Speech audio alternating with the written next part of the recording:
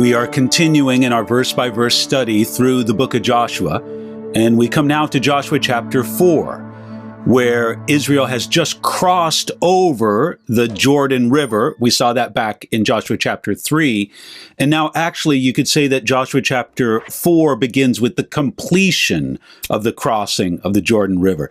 Let's take a look at it, beginning with the first 3 verses of Joshua chapter 4, starting now at verse 1.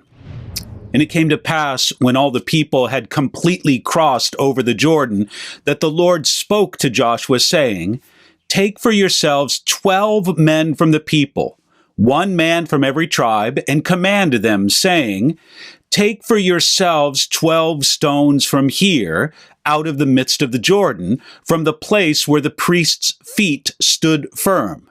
You shall carry them over with you and leave them in the lodging place where you lodge tonight.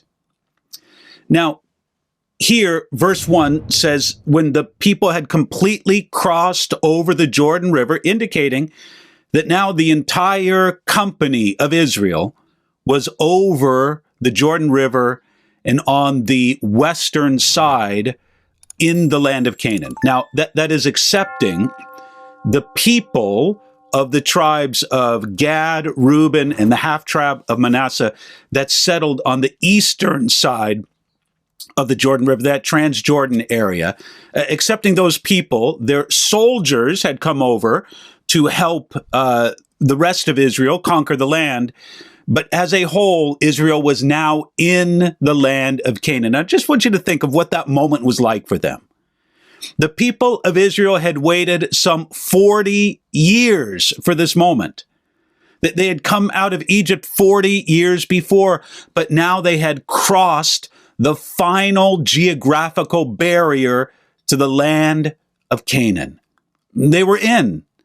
And as I discussed before in our previous study, you could definitely say that it was 40 years that they had waited for this, but there's a sense in which you could say they had waited 500 years for this moment, because it was about 500 years before this time that the Lord God had promised this land to Abraham in a covenant, the Abrahamic covenant we call it, and to Abraham's covenant descendants, those who would descend from Abraham, Isaac, Jacob, and then the 12 sons of Jacob, or Israel.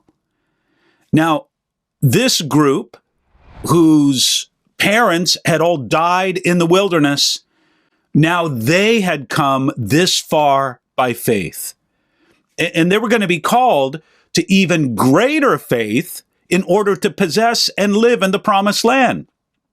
In other words, crossing over the Jordan River in many ways felt like a finish line. Yes, we're finally in, but there's another sense in which when they crossed over the Jordan River, now their work began.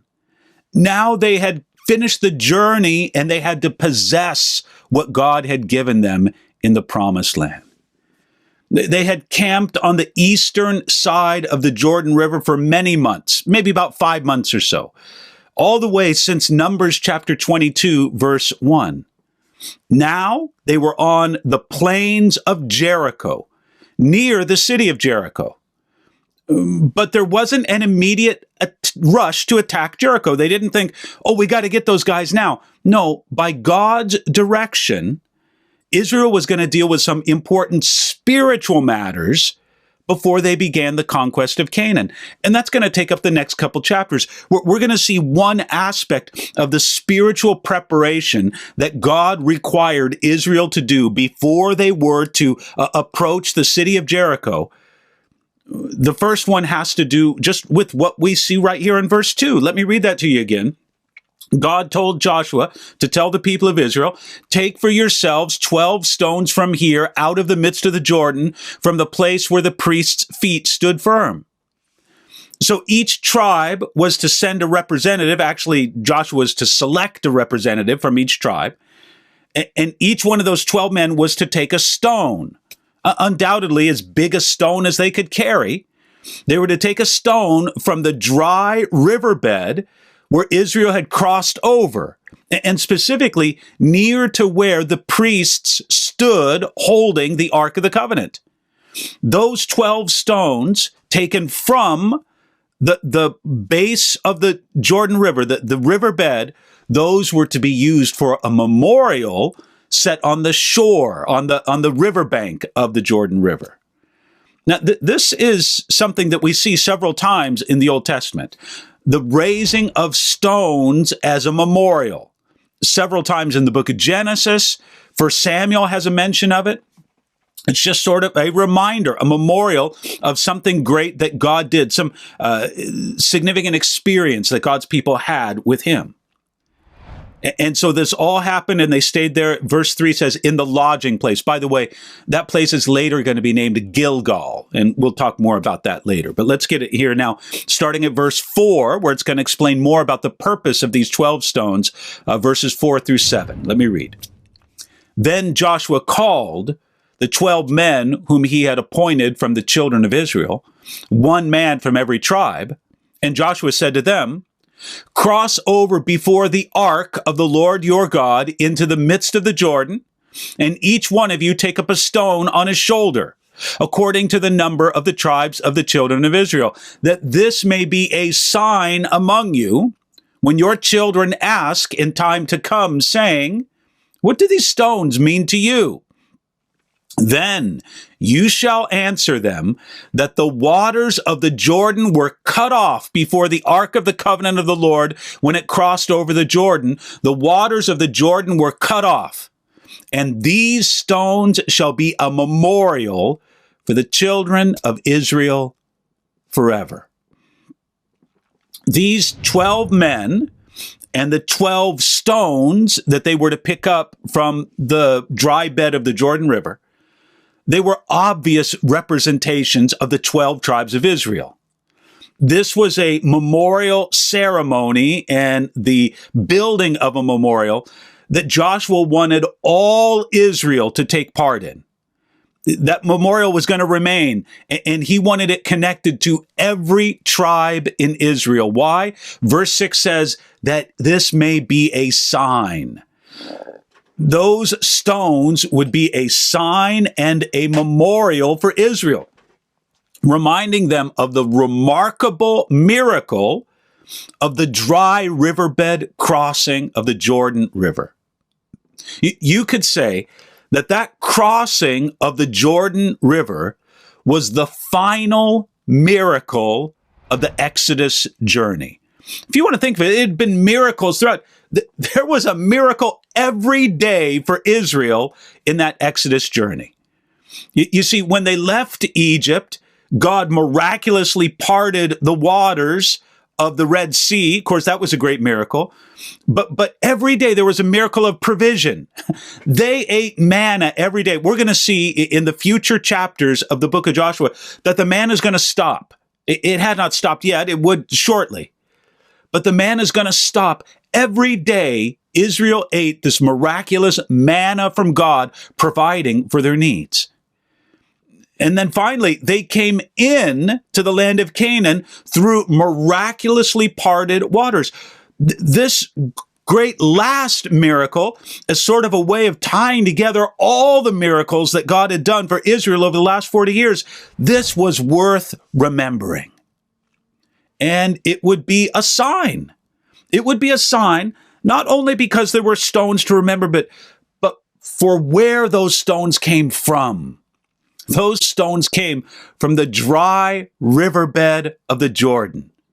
Nobody could get those stones. Otherwise, nobody could get them unless God did this miracle of cutting off the Jordan so that Israel could cross over on dry ground. Those stones became unique markers of a work that could no longer be seen. You couldn't see the work after the Jordan River came back again, after it started to flow once again. No, those 12 stones set up by the 12 tribes of Israel, or representatives from those tribes, was to be a memorial establishing a lasting testimony, remembering God's work. And I can imagine that those 12 representatives got as big of stones as they could possibly get. There's probably a little bit of a competition among them. Well, look, the representative from the tribe of Gad, he's got a pretty big stone. I want to get an even bigger one. And there they would, carrying them, maybe even with a little bit of help, up to get big stones so that they could make this memorial so that it would be visible. Why? Verse 6 says, so when your children ask in time to come.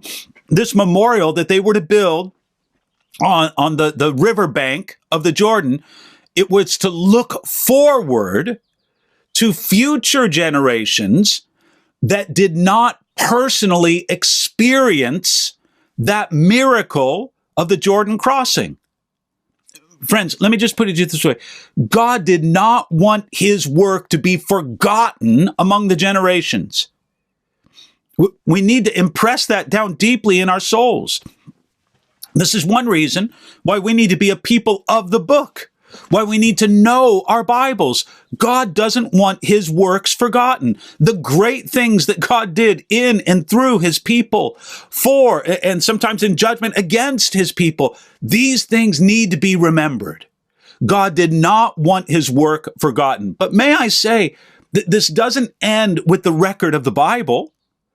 God didn't stop working among his people. There were not events worthy of memorials ended with the Bible ending. No. That's one reason why I love to study history.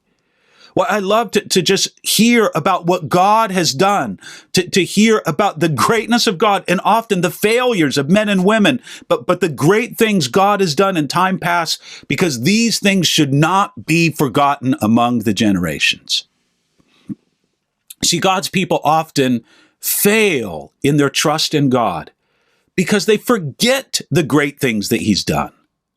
The faith of future generations is often weak because they've never really been told how great God is, how real God is.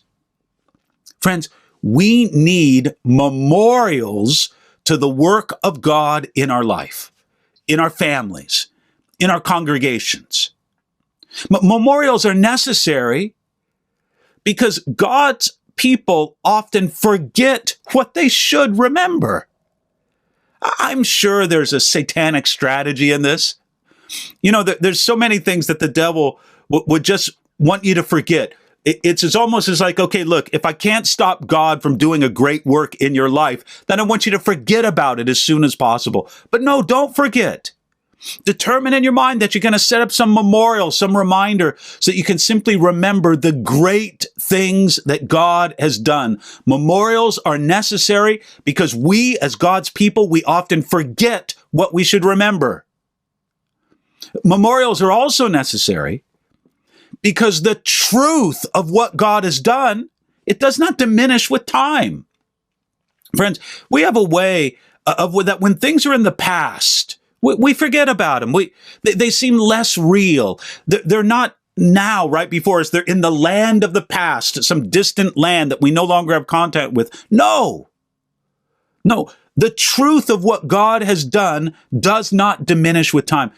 Friends, if God were to dramatically and profoundly and miraculously answer a prayer of yours, just do something remarkable in your life today, and you're so blown away by it, you're so impressed, it encourages you, it builds your faith, it makes you have more and more confidence in God's promises and God's words, and it makes you love the Lord more because you see his great care for you, and just the reality that floods into your soul because it's right there in front of you. Let me say, the reality of all that is not less real. In fact, 10 years later, you may have completely forgotten the event, but the truth of what God has done does not diminish with time. That's why memorials are helpful. Memorials are also helpful in teaching the children of believers. Now, friends, this is very important. We need to teach our children. We need to pass on the reality of the great things that God has done. And hopefully, this will stir up in them a desire to see God do great things in their own day. And memorials, may I say, are especially helpful in times of crisis. Times when we can just say, wow, look, I need you to come through, Lord. I need to trust you. I need to be encouraged and strengthened in my faith. And then we look at some reminder of what God has done in the past, and we just say, Lord, you're a great God. You can do it. All right, now, verses 8 and 9 are going to describe the building of this memorial. Starting now at verse 8. And the children of Israel did so, just as Joshua commanded, and took up 12 stones from the midst of the Jordan, as the Lord had spoken to Joshua, according to the number of the tribes of the children of Israel, and carried them over with them to the place where they lodged, and laid them down there. Then Joshua set up 12 stones in the midst of the Jordan, in the place where the feet of the priests who bore the Ark of the Covenant stood, and they are there to this day. Now this is very interesting. We see here first in verse 8 that the children of Israel did just what Joshua, working by the command of the Lord, told them to do. They just did exactly what Joshua told them to do. And don't miss that. Friends, this shows us that the people of Israel had received Joshua as their leader, replacing Moses. Directed by the Lord, Joshua commanded Israel to build a memorial, and they did. We shouldn't overlook these things. It's a good thing when God's people accept and respond to godly leadership around them. And Joshua was God's leader. Moses before him, but Moses was gone. Now they said, we're going to follow you. We're going to follow what you tell us to do, Joshua. And this respect that the people of Israel had for God's appointed leaders, that was going to be an important part of their success in conquering Canaan. They could never conquer Canaan if they were like, Joshua, what does he know? Joshua, I don't know if that's a good plan. Joshua, I don't know if that's a good strategy. No, they had to do what Joshua told them to do. And here we see a good pattern being established here. But notice, after they had go and set up the 12 stones that they had taken from the banks, from the bed of the Jordan River, and set it up where they were lodging that night, verse 9 tells us something that we hadn't seen before. It also says, verse 9, then Joshua set up 12 stones in the midst of the Jordan. In addition to the memorial on the western bank of the Jordan, Joshua also set up a memorial on the riverbed of the Jordan, where the priests stood holding the Ark of the Covenant. Okay, let's get another 12 stones, big as we can carry. Let's put them down in the riverbed. Let's just stack them, I don't know, like in a pyramid or some kind of pile or something that could be noticed. It's going to rest there unseen, covered over by the waters of the Jordan River. And they could only be seen in drought seasons when the level of the Jordan was low. You know, the Jordan River is a river that can vary in its flow pretty substantially according to what season of the year it is. And especially when there's a time of drought, the level of the Jordan, even back in those days, could get pretty low. Now, check this out. When the Jordan River would get very low at a time of drought, in that culture, at that time, in that society, it was a time of crisis. So in a season when they were facing the crisis of doubt and the Jordan River would get lower and lower, they'd see this pile of stones begin to emerge at the base of the Jordan River. Look how low the Jordan River is. Wait, look at that pile of stones there in the middle. What's that pile of stones all about? And they would remember all over again the great things that God had done for them. And even in a season of crisis, they could remember God had done great things. Friends, we need that, don't we? In our times of stress, in our times of crisis, we need to be able to look at the memorials of what God has done. So actually in Joshua chapter 4, there's two memorials set up. There's the one of the stones taken from the river set up at where they were lodging on the western side of the Jordan riverbank. But then there was also a memorial made in the midst of the Jordan River that normally could not be seen. It could only be seen when the level of the river was low, when Israel was in some time of drought crisis. And I like how verse 9 ends. It says, they are there to this day. At the time the book of Joshua was written, those stones in the midst of the Jordan and those stones on the bank of the Jordan, I don't think they were right on the riverbank, but some distance off, it was where the people lodged. But the two stones, those on dry land and those in the river, they were there to the day when Joshua was written. They were an enduring testimony to the faithfulness of God, visible in times of drought, visible all the time, a beautiful testimony. Now we come to verse 10. I'm going to read verses 10 through 14, which is sort of a summary of Israel's crossing of the Jordan River. Here we go, starting at verse 10.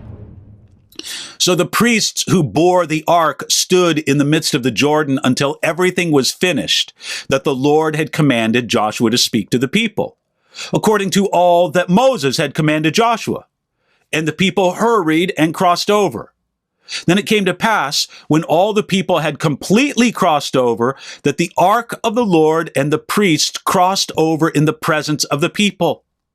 And the men of Reuben, the men of Gad, and half the tribe of Manasseh crossed over armed before the children of Israel, as Moses had spoken to them. About 40,000 people prepared for war crossed over before the Lord for battle to the plains of Jericho. On that day, the Lord exalted Joshua in the sight of all Israel, and they feared him as they had feared Moses all the days of his life. All right, there's a lot to unpack in these verses. First of all, in verse 10, we see that the priests who bore the ark stood in the midst of the Jordan until everything was finished. What a job it would have been to be one of those priests. I don't know if they ever switched out and relieved each other, but there were priests standing with the Ark of the Covenant on their shoulders. Maybe there were 4, 1 on each corner. Maybe there were 8, 2 on each corner. I don't really know. But there were priests standing with the Ark of the Covenant the entire time it took for all those people to cross.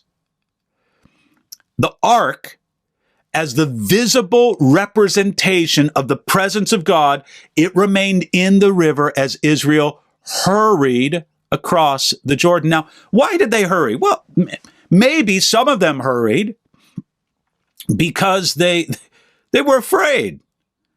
They wondered, maybe those waters are going to come crashing back. You see, God had cut off the Jordan River many miles, many kilometers up north, at a place near Adam.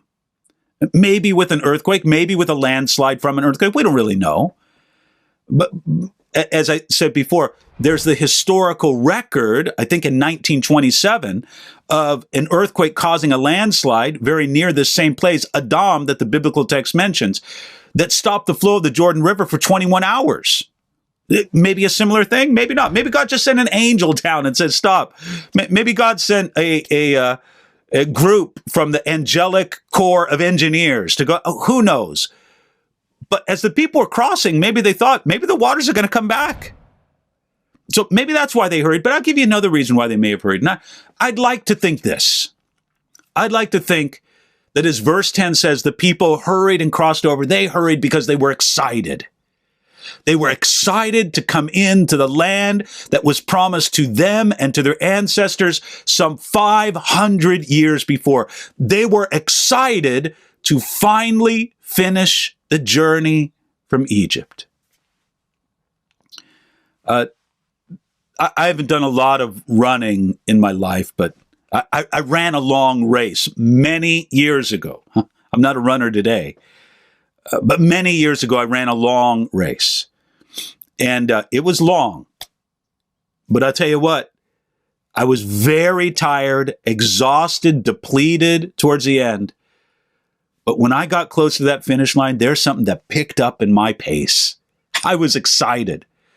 I was excited to finish such a long race. And wasn't that like that for Israel crossing the Jordan River? They think, we've spent 40 years in the wilderness, 40 years since we left Egypt. God never intended us to live in the wilderness. That was always temporary. It was 40 years, but it was temporary. Now we're headed It's where God always intended that we should be. They're excited. And by the way, I like a comment that Adam Clark, that old Methodist commentator, made about this. He points out that the way that it describes in the text the water rushing back, he said, that's an eyewitness account. That's the kind of thing and the kind of way that an eyewitness of the account would mention. And of course, I believe that this account was written by Joshua, an eyewitness to these events. We also see in these verses, verse 12 tells us, that the men of Reuben, the men of Gad, and half the tribe of Manasseh crossed over armed before the children of Israel. Those tribes, the 2.5 tribes, Reuben, Gad, and half of Manasseh, that were content to settle on the east side of the Jordan, their families stayed, but they sent over their armies to fight on behalf of the rest of the nation. They promised to do this to Moses. They promised to do this to Joshua, and now they're fulfilling their promise. And then verse 14 says, on that day, the Lord exalted Joshua in the sight of all Israel. Now, God promised back in chapter 3 that he would do this for Joshua. Joshua, you obey me, you do what I say, and I'm going to exalt you in the sight of Israel. And God fulfilled his promise to Joshua. God raised Joshua up as a great leader for Israel, even as the Lord had done before for Moses. You could say in a very real sense that Joshua was now the new Moses. Just as Moses led the people of Israel through the Red Sea, now Joshua has led the people of Israel through the Jordan River, but now Joshua is going to lead them not into the wilderness as Moses did. He's going to lead them into the land of Canaan, the land of promise, the land that God had vowed to give the people of Israel. Verse 15, here's the sort of eyewitness aspect that I was telling you about earlier. Check this out and see if this doesn't speak to you, as Adam Clark noted, how this sort of breathes of an eyewitness account here, starting at verse 15. Then the Lord spoke to Joshua, saying, command the priests who bear the ark of the testimony to come up from the Jordan. Joshua therefore commanded the priests, saying, come up from the Jordan. And it came to pass, when the priests who bore the ark of the covenant of the Lord had come up from the midst of the Jordan, and when the soles of the priests' feet touched the dry land, that the waters of the Jordan returned to their place and overflowed all its banks as before. You know, those priests who carried the Ark of the Covenant, they had a long, difficult day. They entered the waters of the Jordan River first. They stood in the middle throughout the entire crossing, and they only came up out of the riverbed when Joshua commanded them after all Israel had passed through the river. Now, it was a great privilege for them to bear the Ark of the Covenant, no doubt. But it was matched by great responsibility. Do you realize that God always puts the two together? Great privilege goes together with great responsibility. And as soon as those priests came out, what does it say in verse 18? The waters of the Jordan returned to their place and overflowed all its banks as before.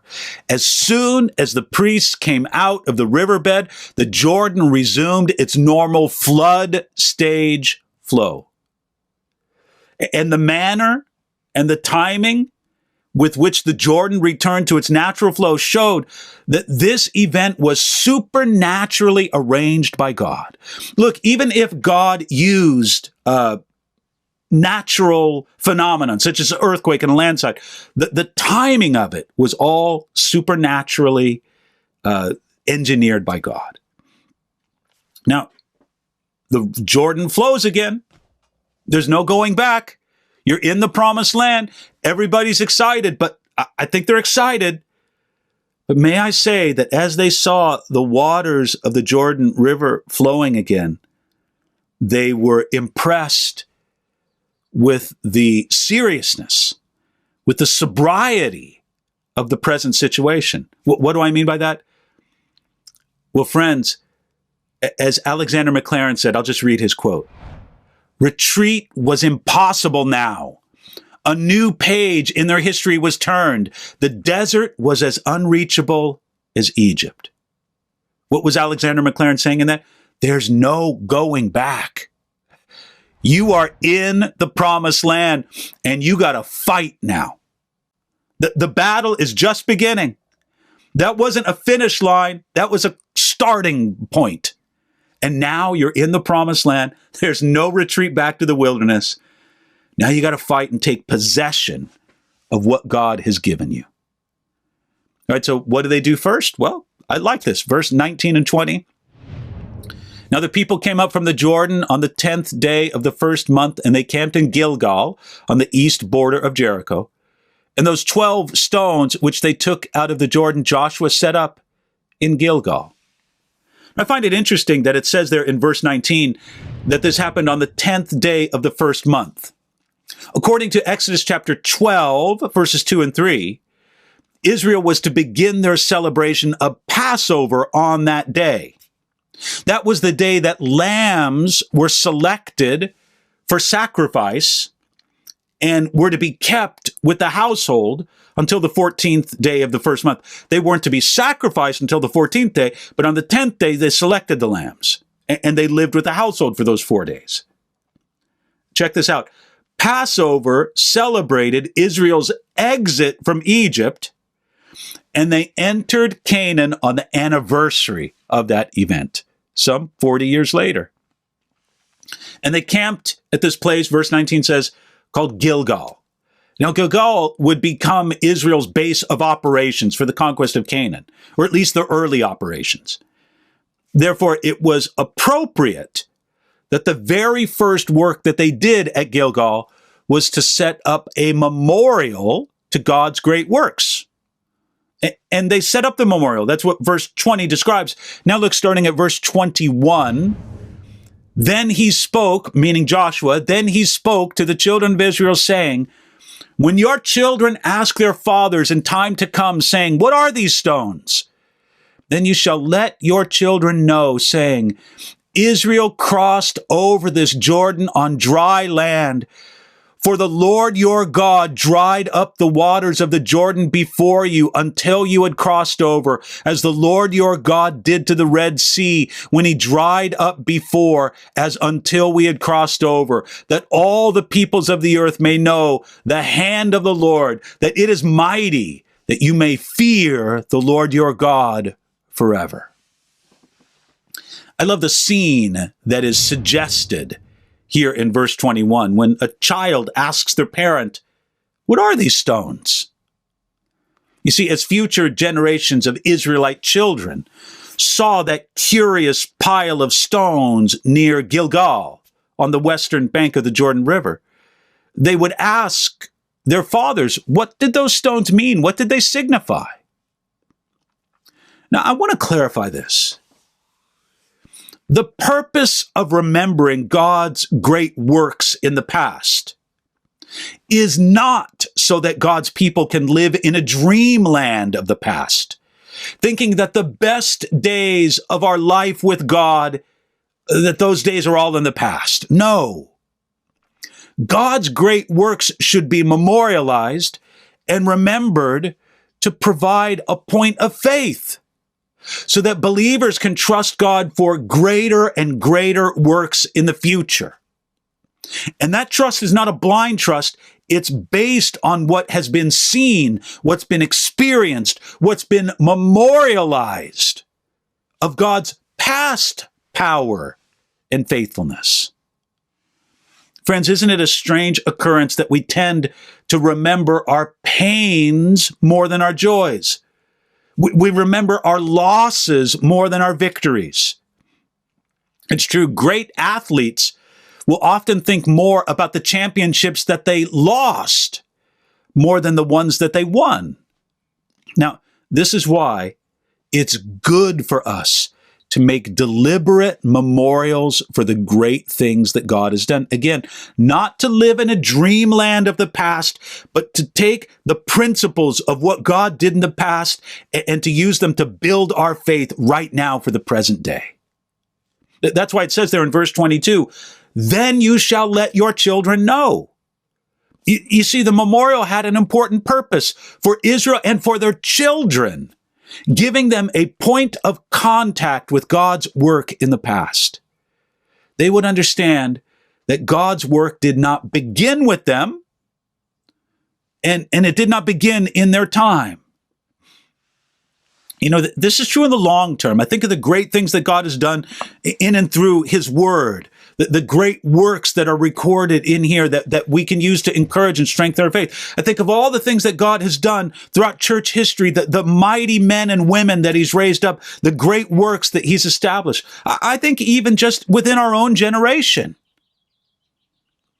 You know, not long ago, I think it was last year, a movie came out. Again, I don't know when you're going to be seeing this or hearing this, but just in the year 2023, a movie came out, The Jesus Revolution.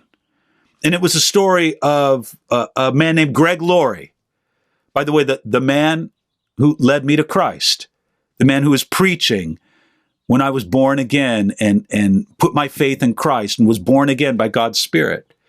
I got a lot of respect for Greg Laurie and the work that God's done through him. But this movie, The Jesus Revolution, was Greg Laurie's story, and it contained a lot of what God had done in through what was called the Jesus movement in the late 1960s and early 1970s. Mainly, the movie was concerned with what God was doing in Southern California, but the Jesus movement extended far beyond that. What I noticed was that as young people saw that film, as they saw that movie, they got excited for what God might do today. It had exactly the effect that God wanted this memorial in Joshua chapter 4 to have upon the people of Israel. Let's look at what God has done in the past. Let's tell the story. Let's remember it. And it gets people excited, legitimately so. Not a false excitement, not just a foam and fury, but no, an excitement that's legitimate for what God may do today. Friends, we cannot lose these lessons of the present day. We've got to find a way to memorialize them so that God may know, so that not just our children, but look at this in verse 24, that all the peoples of the earth may know the hand of the Lord. You see, that memorial that they set up also had a purpose beyond Israel. It was so that all the peoples of the earth would know that there was a God in heaven who could work miracles, a God they should seek with all their heart. Let me read you a quote from that old Puritan commentator, John Trapp. He said this: "This is an ancient and commendable practice, by lasting monuments to propagate and perpetuate the memory of special mercies and signal deliverances, to set up some marks and mementos upon them, that they grow not stale or moth-eaten." Friends, when I saw the effect that great movie, The Jesus Revolution, if you haven't seen it, I recommend it to you. When I see the effect that it had on people who really had no knowledge of what people called the Jesus movement and what God did in that marvelous period in the late 1960s, early 1970s, when I saw the effect it had on them, it reminded me all over again of the truth and the need for what God says here in Joshua chapter 4. Let's not let these great works of God grow stale or moth-eaten. Let's find ways to memorialize them. Now, before we leave the chapter, let's consider a few ways that Joshua chapter 4 points to Jesus Christ. I don't think I'm exhausting this, folks. So if you've got other ideas or suggestions, maybe you see some ways that this text points to Jesus that we should think about, let us know. But let me just point out a few ways right here. Number one, as Joshua chose 12 men to make God's work be remembered, so Jesus chose 12 men as his disciples. Did you see that correlation? Joshua chose 12, Jesus chose 12. And we're reminding ourselves all through the book of Joshua that the name Joshua and the name Jesus are the same name. One comes from the Hebrew, one comes from the Greek, and of course, in our English language, we've anglicized both of them, but they are the same name. Joshua is Jesus, Jesus is Joshua, so it's fitting. Joshua chose 12 men to make God's work be remembered. Jesus chose 12 men as his disciples. Number two, as Joshua led Israel into Canaan, So Jesus leads his people into the land of God's promise and rest. That's a theme we're coming back to again and again because it's spelled out so beautifully in Hebrews chapter 4. But it's an important one, but not one to be overlooked. Then number 3, Joshua found it important to set up these memorial stones. And he had 12. Friends, Jesus also had a notable memorial stone. Israel was commanded to set up these memorial stones at the Jordan River, but the stone that was rolled away from the tomb of Jesus was an even greater testimony to the power and faithfulness of God. You want a memorial stone? Look at that stone that was rolled away from the entrance of the tomb of Jesus. I say it without reservation. The resurrection of Jesus Christ was an even greater miracle than the crossing of the Jordan River. Well, let that encourage and cheer your heart. You want a memorial stone to look back to? You look back to that stone that was rolled away from the entrance to the tomb of Jesus. The resurrection of Jesus is the greatest miracle to memorialize that we can think of. Let's thank the Lord for it. Lord, thank you that our Joshua, Jesus Christ, leads his people into the land of God's promises. And that's where we want to live, in your land of promise and rest. Lord, give us the faith and give us the wisdom to set up memorials that will remind us, will remind our children, and will remind the whole world of the great things that you have done. Lord, use movies like the Jesus Revolution towards this end, and many other movies, books, writings, videos, whatever it would be. But Lord, let not your great works be forgotten. Let us remember them and memorialize them.